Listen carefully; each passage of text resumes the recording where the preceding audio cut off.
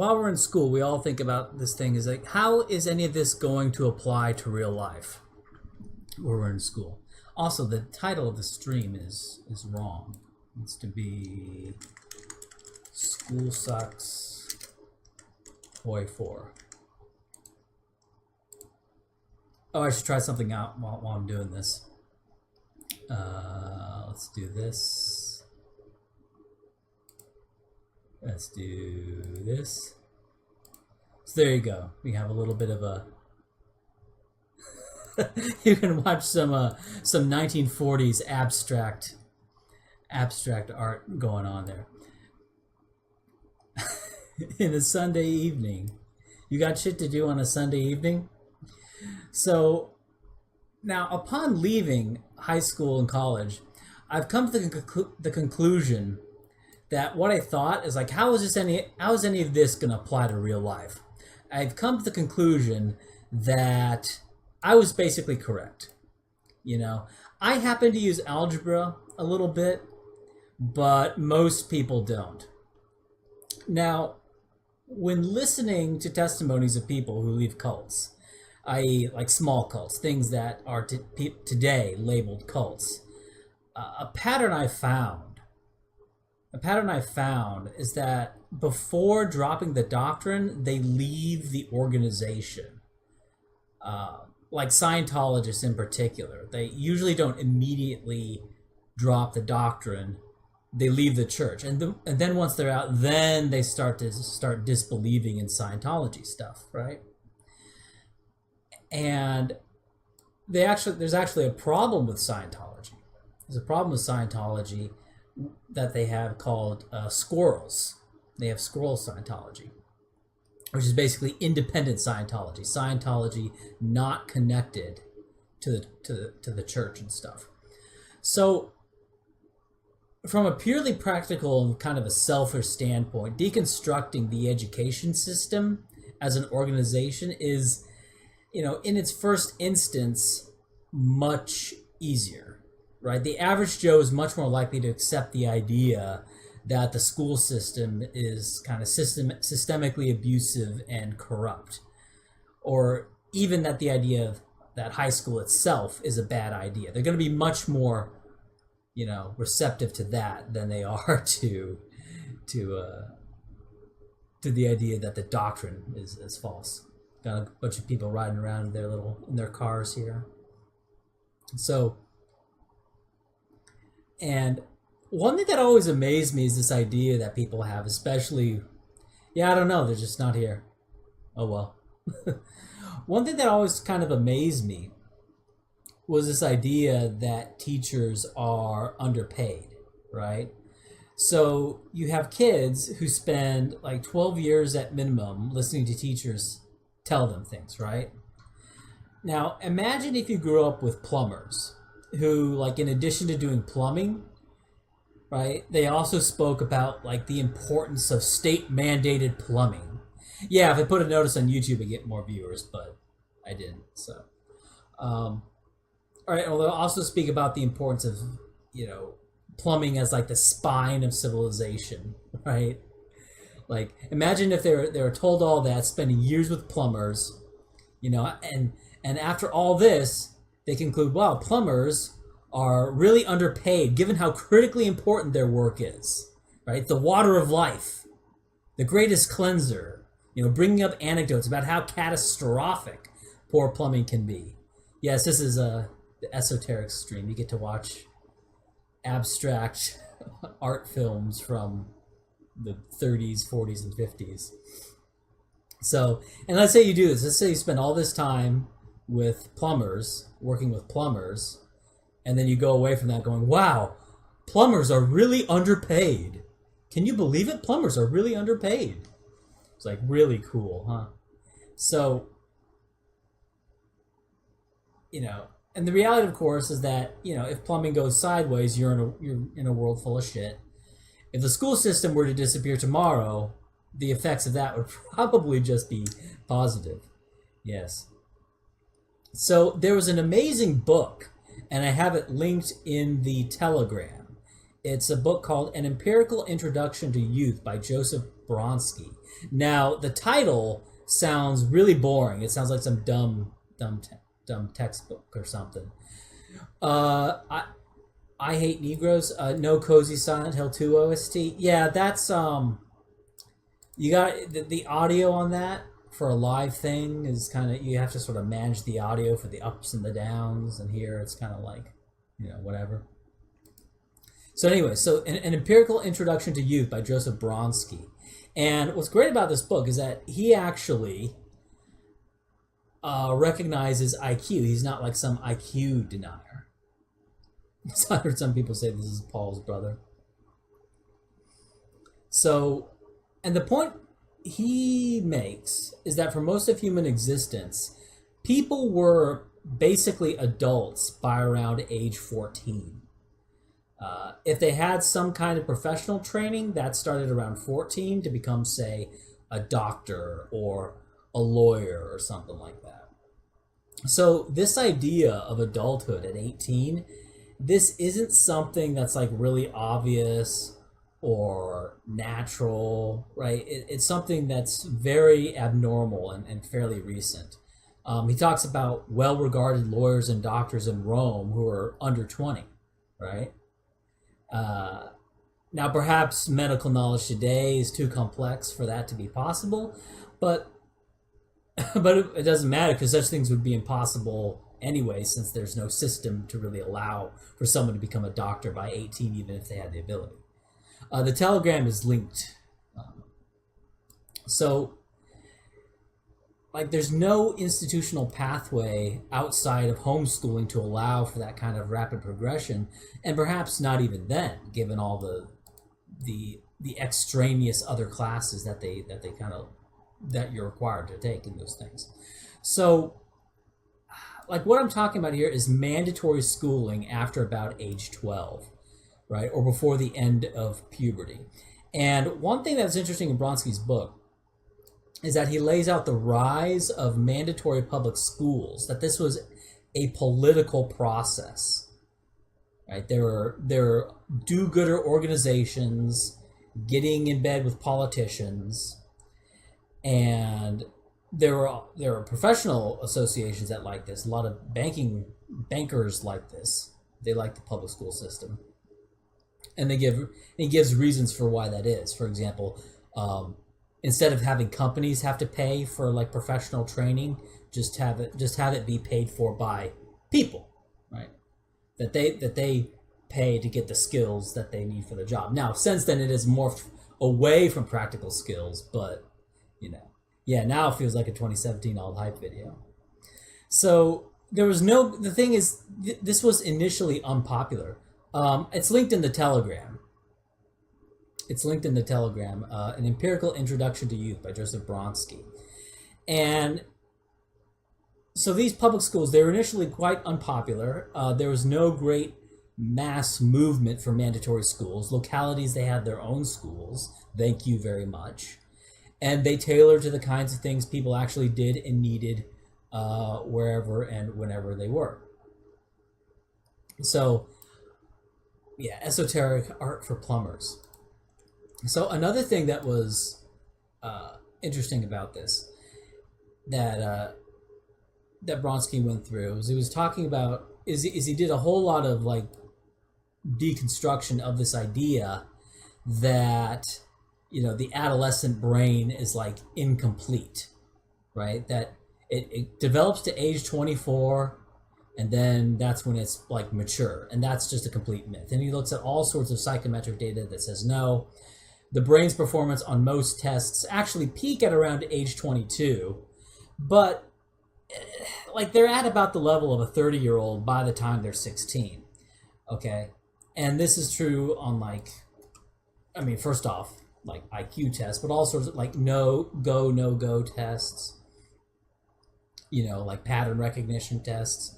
So their like quantitative psychometric decision-making abilities are basically fully formed by around age 16, right? So this idea that, it's not fully myelinated or anything. He also goes into like the myelination of the brain to say that, no, they're fully myelinated by about age 16.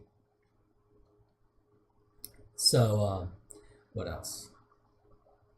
So, this doesn't, of course, mean that like a 16-year-old will make just as good decisions as a 26-year-old, right?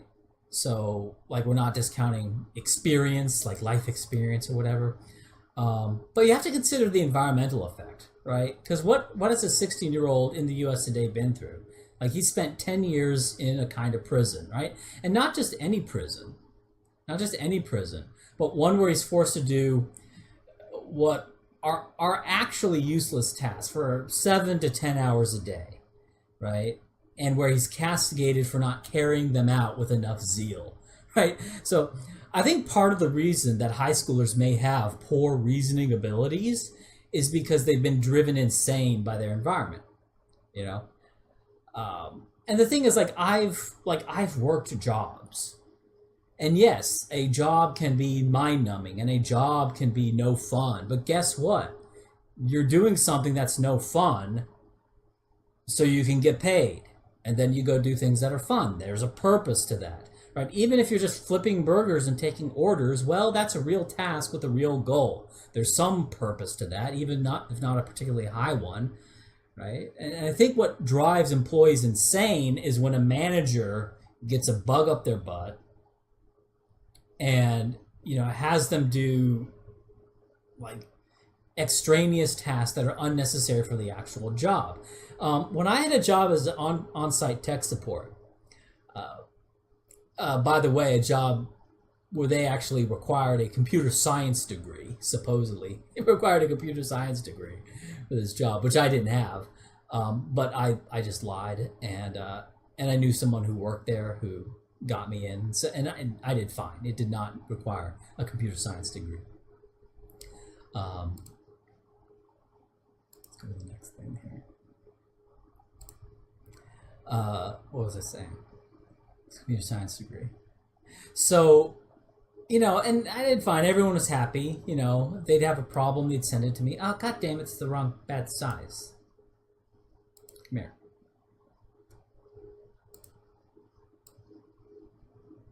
No, not you. The other one. You guys need to see this. You guys need to see whatever the hell this is. But yeah, so I did fine at that job. And and I learned a lot about PowerPoint and Excel and kept track of all the inventory and all the releases and stuff. The way they were releasing the computers was absolutely insane at this job. So, but what drove me insane was this gay program we had called Track. Not abstract enough, 2 out of 10. Track was an inventory tracking software that looked like it was from the 1990s. And that's not a bad thing. But the problem is that it was very cumbersome and none of the tech support guys actually used it. Right? We all used just a master Excel file to keep track of everything. But we had to use Track because idiot management thought it was good for some reason. It was slow, impossible to find anything, had a horrendous search system that never found what you wanted. It was terrible, right? We had to put everything into Track and then use a master Excel file when we actually wanted to find something. And I think that's the kind of stuff that makes employees go insane, right? This excessive process that has nothing to do with the actual job. Okay, and so like what's high school? Well, no pay, zero pay, you get nothing, right? The teachers get paid, you don't. Fuck you. And does any of the work you do mean anything? Right? Are hamburgers being produced by any of this? What you're doing in high school? Are French fries being manufactured?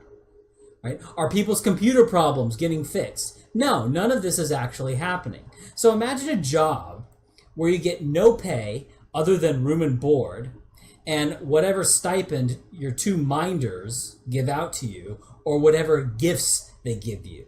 Say thank you, right? You're working 10 hours a day, doing the high school and the homework and the extracurriculars or whatever. And then for no pay but room and board, and then you get little gifts from your minders. And then be thankful about that, right? Thank them for this gift. right? And of course, your work consists of writing things down on pieces of paper that nobody will ever see except for like one person, and they'll quickly forget about it. And it's about subjects that others have chosen for you, and you get graded on those writings. The subjects are all over the places. Old books, crazy math you'll never use, which, is a suspicion that most people have had. It's like, I'm never going to use this math. And yes, about 80% of the time it's true. Now, I use algebra like incidentally, but most people aren't ever going to use algebra. And besides, I would have learned algebra on my own anyway. So pointless work, virtually no pay, right? Hall passes and raise your hand if you have to take a piss. And, not only do you spend 7 hours a day on site and fuck you about like a lunch break, it's 7 hours, okay? And then you have homework on top of that, right? And, which varies depending on how big of a butthole the teachers are, right? Who view themselves as educators instead of the reality, which is closer to that of prison wardens who like to abuse their authority for their pet topic, right? And all the moral bleeding, if you don't get good grades or don't do extracurriculars, right? And so there's basically no time for life, and so it's terrible, right? And so you have kids who spend all this time in this situation, and then it's like, oh, they're kind of crazy, they make bad decisions. It's like, well, think about if you were in that situation, right? So but I think the more aware of it you are, the more insane high school kind of really is, right? And then, wow, high school kids go off and do stupid things. Shocking. Okay, so another thing that I was reading, where is this? It's right here. So this is the myth of generalized learning that was in Bronsky's book. And I was very glad that he covered it, because it's kind of a core argument for most of what's taught in schools, and that's the myth of like generalized learning or learning how to think.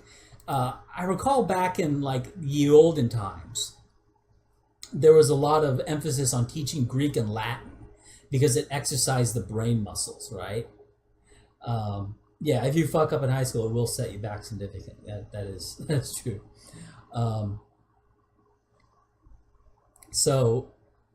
But he brought up an example that I hadn't heard of, which is one of air traffic controllers. And I have this quoted here. So let me just read that here.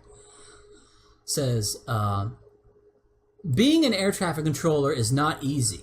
At the heart of the job is a cognitive ability called situational awareness that involves the continuous extraction of environmental information and the integration of this information with prior knowledge to form a coherent mental picture. Vast amounts of fluid information must be held in the mind, and, under extreme pressure, life or death decisions are made across rotating 24-hour work schedules. In the 1960s, an interesting series of experiments was done on air traffic controllers' mental capacities. Researchers wanted to explore if they had a general enhanced ability to keep track of a number of things at once, or whether that skill could be applied to other situations. After observing them at their work, researchers gave the air traffic controllers a set of generic memory-based tasks with shapes and colors. The extraordinary thing was that, when tested on these skills outside of their own area of expertise, the air traffic controllers did no better than anyone else. Their remarkably sophisticated cognitive abilities did not translate beyond their professional area. As the 1960 studies on air traffic controllers suggested, to be good in a specific domain, you need to know a lot about it. It's not easy to translate those skills to other areas. This is even more so with the kinds of complex and specialized knowledge that accompanies much professional expertise. As later studies found, the more complex the domain, the more important domain-specific knowledge. This non-translatability of cognitive skill is well established in psychological research and has been replicated many times. Other studies, for example, have shown that the ability to remember long strings of digits don't transfer to the ability to remember long strings of letters. Surely we're not surprised to hear this, for we all know who our Wait, for we all know people who are clever in their professional lives, yet often seem to make stupid decisions in their personal lives. So that is a pretty extreme example. In fact, that is a greater degree of specialization of cognitive abilities than even I would have predicted. For example, air traffic controllers not being able to do whatever tests they were doing here. Something about the shapes and colors. And of course, there's another thing Bronsky brought up was data on early intervention programs, really like the intensive education programs like the Abbotsterian Project, the Perry Preschool Project, that try to raise IQ. And the short of it is that they're able to raise IQ maybe 3 or 4 points, but the gains, as we know, are hollow for G, and this is going to be the thing about the G factor, but G is real, and G is what we really care about, not IQ per se. And these IQ gains go away after intervention anyway. And there are people, of course, they hate IQ because it's a meme. I need to read. Why is the stream not renaming? I'll rename the stream after I go through my notes, wherever I was.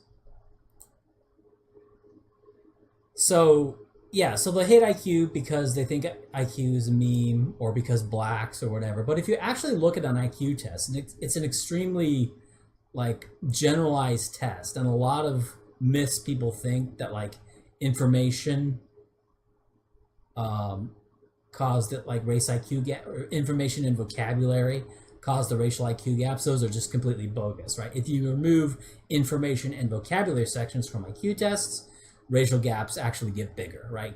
For example, blacks do relatively better on information and vocabulary subtests than they do on the more abstract questions like spatial rotation or picture completion or things like that. And IQ tests have just been proven, right, more than any psychological or sociological metric, to correspond not just to empirical task performances like on a job, but also subjective perception of intelligence over time. I talked about this before in another article, how when you put people into discussion groups and ask how smart they think the other people in the discussion group are, these correlate with IQ at around 0.4 on average over the average amount of times that they use. But what's more important is that this correlation gets stronger the more the groups are together, which may be why teachers can almost perfectly estimate the relative IQ scores of their students. Teachers almost always, I should say, they can accurately estimate the relative IQ scores of their students. Teachers systemically overestimate the raw IQ scores of their students, but in terms of the IQs of the students relative to each other, teachers are dead on in terms of the relation. And it's not a function of IQ and grades, right? Teachers are able to tell a high IQ, low performing student and realize that while grades and IQ correlate, they are not the same. And schooling does not raise IQ in any meaningful way, right? So everything we know, the idea that transference of learning, right, or transference, learning how to think, is about 99% bunkum, right? If you're not using the thing that you're learning, it's not teaching you how to think. That's a complete myth. Just as an aside, this is another personal anecdote. When I was in college, I was taking the calculus series, and I actually took it out of order, right? I actually somehow ended up taking Calc 2 before taking Calc 1. And I remember the first day they were showing the integral, right, the S, and I was looking at it and I raised my hand. I was like, what does that S mean? Right in the first day of Calc 2. But it didn't matter because, it was a little tough at the beginning. I had to sort of catch up, but that was basically stuff that you were taught at the very end of Calc 1. And Calc 1 is mostly just complex algebra, basically. So it wasn't really that big of a deal, but that kind of stuck with me. It's oh no, you need to take math in the right series, right? And if you get a C on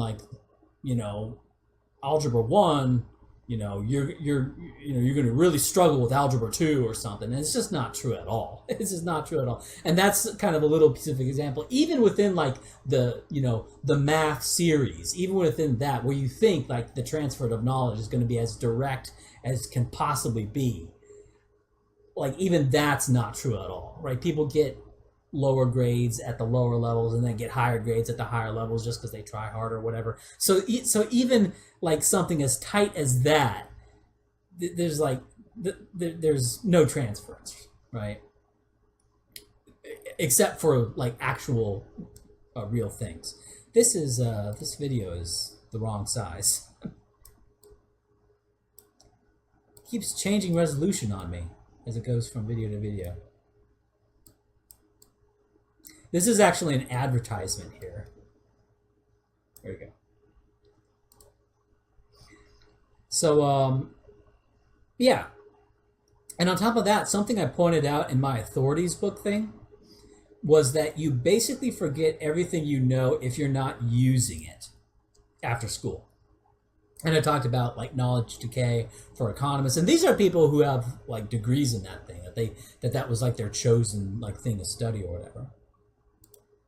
And in my book, I was mainly focused on PhDs because I'm looking at sort of the highest levels of authority because that's what people cite in papers. But like, I don't know, like, do any of you remember the periodic table?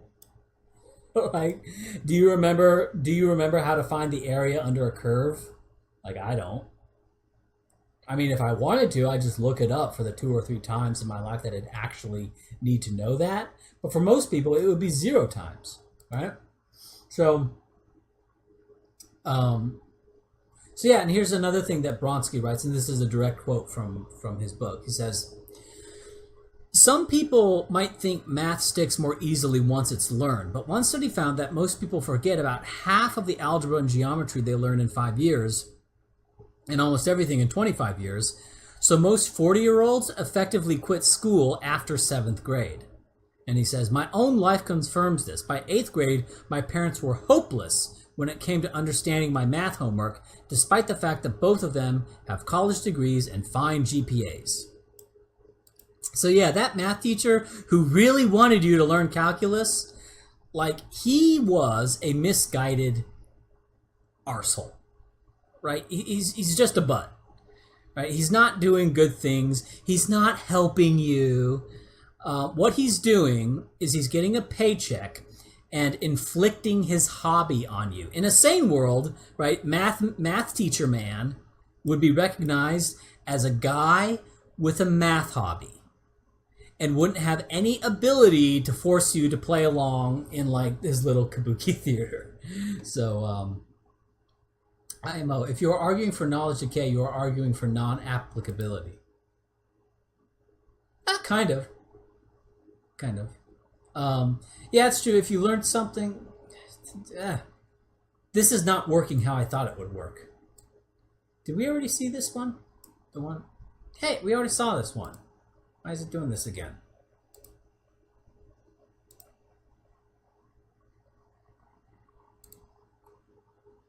All right, let's do Viking Eggling. There we go.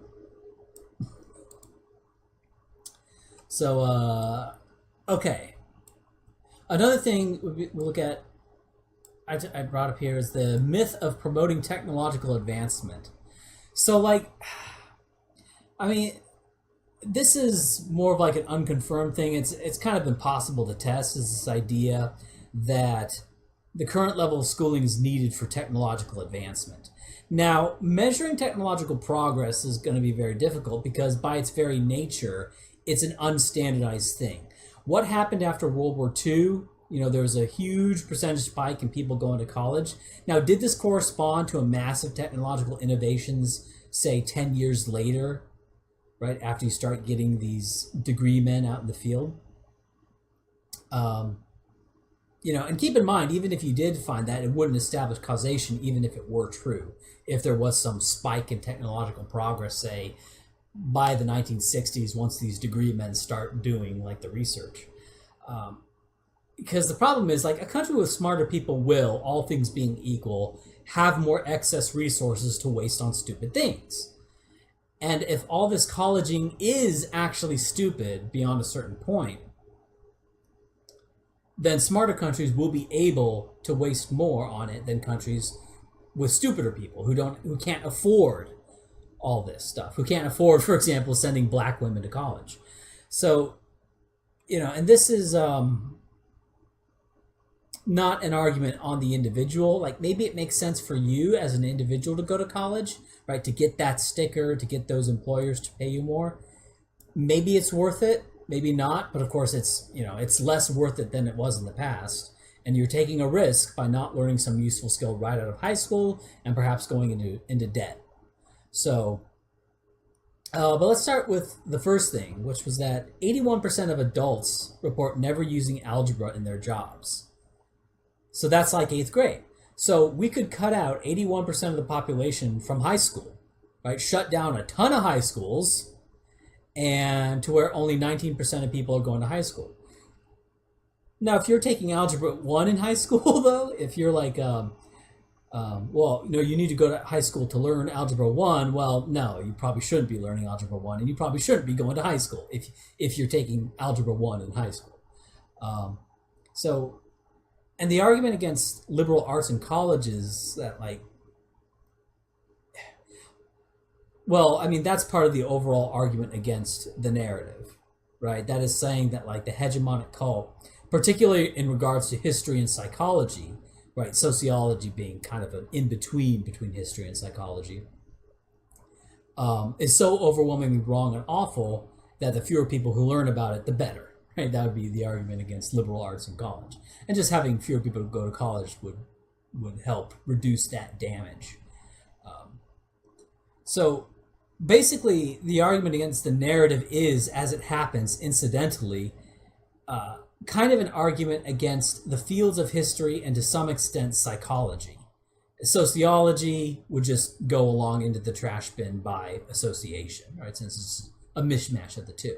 So if your history is wrong and if your psychology is wrong, then your sociology is going to be wrong because sociology just plays around with those elements. But yeah, when dealing with sort of the hegemonic cult of NATO, of the NATO world today, which, because it doesn't name itself, is given a variety of names by its critics, the globalists or liberals or whatever.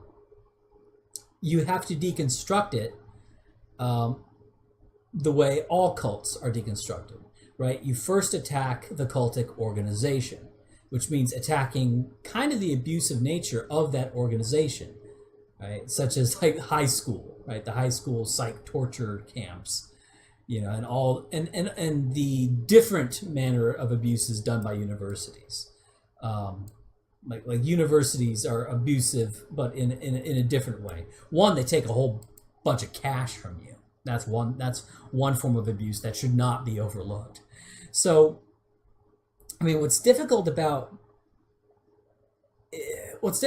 that this hegemonic cult has gotten around a lot of the normal safeguards that people have against religion by just not calling themselves anything in particular, but just by presenting themselves as reality itself. But when you have a reality itself that you have to train people to see, and you're sort of dealing with unending resistance from people who don't have this trained eye, and the greater the influence this new reality have, the worse all metrics of happiness and well-being tend to become. People having fewer kids, committing suicide, being more depressed, and now you're at outright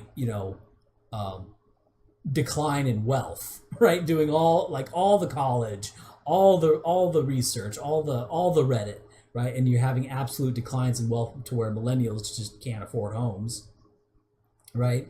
And where none of the solutions to social inequality ever work, right? To the extent you believe they were a problem in the first place, the point is that the things that sort of the board cares about, sees as a problem and is trying to solve, the thing that this thing does never works, and when they never work and it looks And all the things I said before, maybe consider that you're dealing with a religion, right? And so, and like what are called conservatives, like they're actually right. They would actually be right to not name or concretize themselves, aside from like the vague spectral label of right wing or conservative, because there's no structure to conservatism, right? There's no levels that you pass through to get to the higher levels of truth professed to you, right? And this professed truth becoming a solid thing, right? As a phenomenon, like all conservatism is, it's like degrees of opposition to the hegemonic cult at this place and time. And like if you just think like that, just think that for a moment, suddenly all the weirdness and definitions, they fall into place, right? And the fact that like shit libs are more lockstep than conservatives, there's more infighting among conservatives or whatever. Well, it's not infighting among conservatives because conservatism isn't like a concretized thing in the way the shit lib Borg is, right? A religion that refuses to name itself, or if it does name itself, they aren't serious names like progressive or something. You know, it's not the same as like a black who votes Democrat or whatever, who aren't necessarily on board with the newest and greatest ideas that come from the church. It's not, you know, this isn't the same as votes Democrat, because the Democrat Party can't win elections with just shit libs. They need to gin up blacks on race hate, and they're trying to gin up Hispanics on kind of ethno-racial hate of non-Hispanic whites. And, you know, this is always done through sacred tribulations and blood libels. Go away, Telegram. You know, the lynching myths. It was a misspelling, but I decided to keep it. You know, the idea that segregation is somehow oppressive. Mulina sent $5.07. Oh, okay. Thanks for a chat. Thanks for the bucks. But yeah. So what was I talking about? So, like, we don't have any power to like eradicate this, but what we do have is the power to denormalize this and sort of, you know, make it kind of recognized as abusive. You know what? I think VLC is on shuffle. It's on shuffle. That's the problem. I'll read the chat when I'm done from my notes here. But yeah, like, no, you weren't an idiot when you were 15. You were locked into like this asylum. And a sane person put in that place for so many years is going to go insane. I think if you took adults and you put them in high school, they would start acting like high school kids, right? They would start to go insane. And, you know, when we talk about, and that's what's so bizarre about, like, you know, the argument against homeschooling. You need to go to high school in order to be properly socialized. But like, what are you being socialized by? Like, people who have no experience and have done nothing, and then they go, and as they're going to high school, they remain having no experience and not doing anything.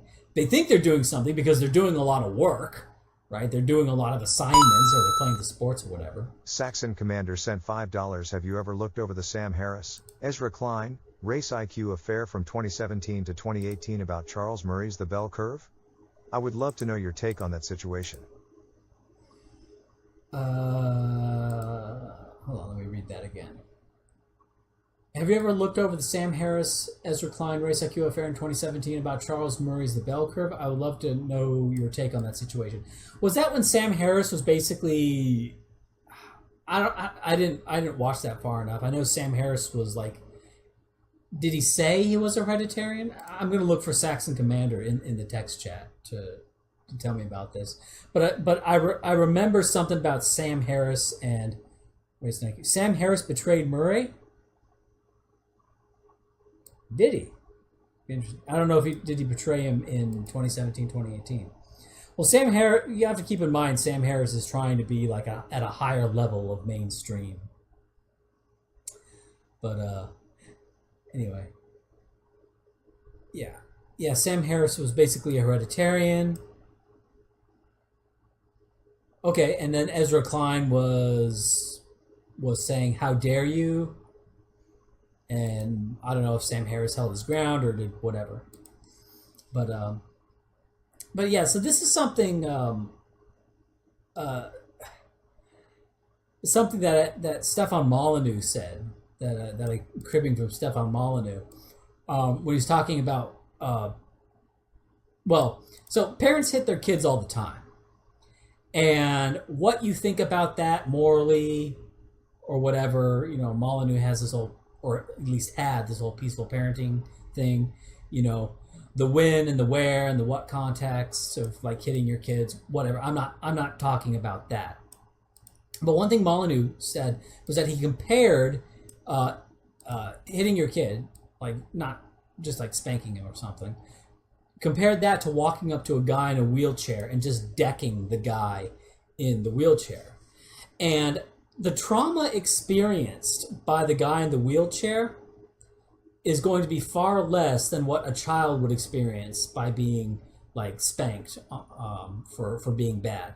Because the guy in the wheelchair, like, yeah, getting decked sucks. Yeah, getting punched in the face sucks, right? Especially if they hit you right on your nose. You get that stinging nose thing. But the thing is, the guy in the wheelchair, he doesn't, like, he's not internalizing that he got punched because he was bad, right? He got punched because some guy was like a mega turbo asshole. That's why he got punched, right? And that's kind of like the psychological torture of high school, I think, is like, if everyone realized it for what it was, then they'd recognize it as a bunch of stupid abuse, and that would kind of make it easier because you kind of just go through it, recognize it as abuse, and then move on, right? And like, I think, like, if you sort of buy into it, if you buy into it, like believing that you're actually bad if you don't, do well enough or go on the college track or do the lessons or whatever, like,